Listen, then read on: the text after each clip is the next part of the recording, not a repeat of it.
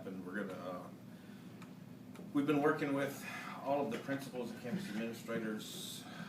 We're going to do a systematic change in our education. We're going to start transforming from regurgitation of information to synthesis of information, looking at what kids need to do to survive in today's society.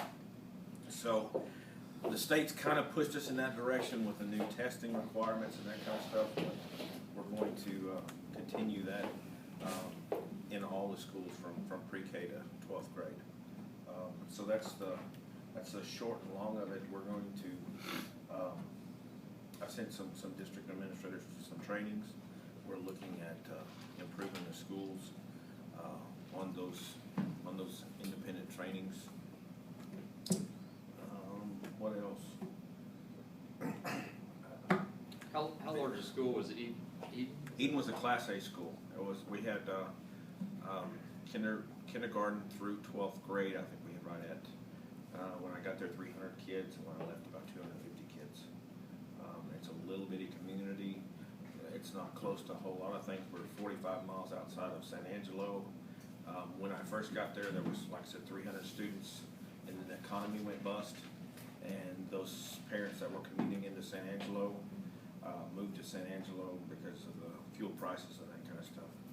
So we lost quite a bit of kiddos through that transition.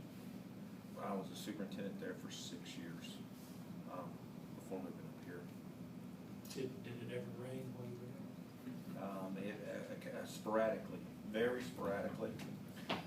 I was told that it never rains up here, and since I've been coming, that's all we've had is rain. So I don't know if somebody lied or. But we had to lie to him a lot to get him to come up here. Right. I'm starting to understand. Stress the truth a whole lot. Yes. So I would entertain any questions that you might have. Education, me personally. Again, I've got 2 kids in the system. One's an 8th grader, one's a 6th grader. Brandy's been teaching for 18 years. Most of the 18 years she's taught in kindergarten. Some of those 18 years when we were at Eden, I had to have her in 4th and 5th grade math and science because that's where I had an opening. And I guess I've been told before that I might get a job, but she keeps the job for me. She's a pretty good teacher, so I brag on her pretty good. At the school board meeting, you mentioned that the principals of the middle school, intermediate, and I think XIT were going to an upcoming training. Yes. What's that about? We're sending the intermediate school principal, the junior high school principal, and the XIT principal to Austin to a training.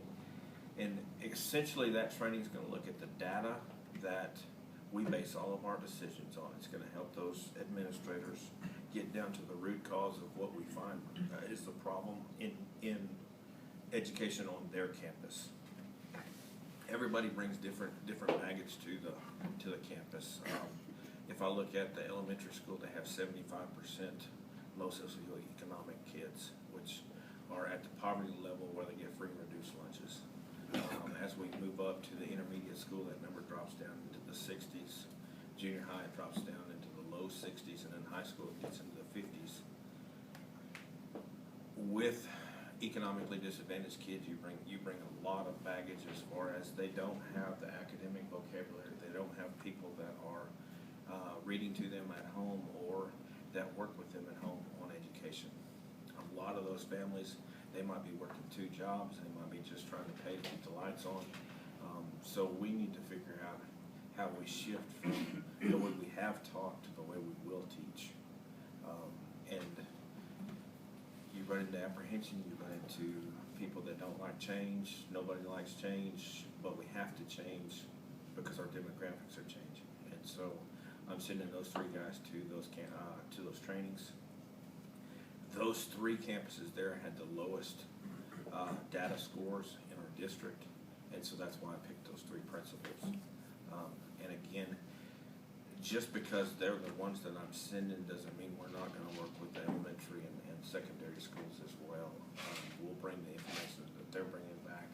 We'll work with that information and then spread it out throughout the district because we need need to see the shift from our early childhood, which is our Head Start and our pre-K, all the way to 12th grade. What TEA and all of our illustrious legislatures have done in the past is they just keep pushing down content information to younger and younger kids.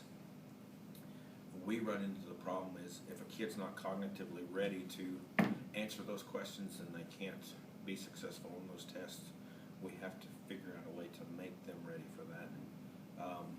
I use the example of a third grade test. It used to be if you have a third grade math test, here's the problem, work the problem, and prove your answer on the test. Now, third graders are supposed to read a paragraph, extract information from the paragraph, work a problem, then plug that answer into another area, work that problem, and then on the third problem that they have, that's the answer in which they're supposed to answer. And so it goes from a 1 problem to a 3 problem test. And a lot of those kids don't, if they can't read and they can't understand what it's asking, when they get done with problem number 1, they think that they're done with the problem and they've answered the question, and they select A, B, or C based on that. And so we have to educate those kids. What exactly are they asking? Where can we get the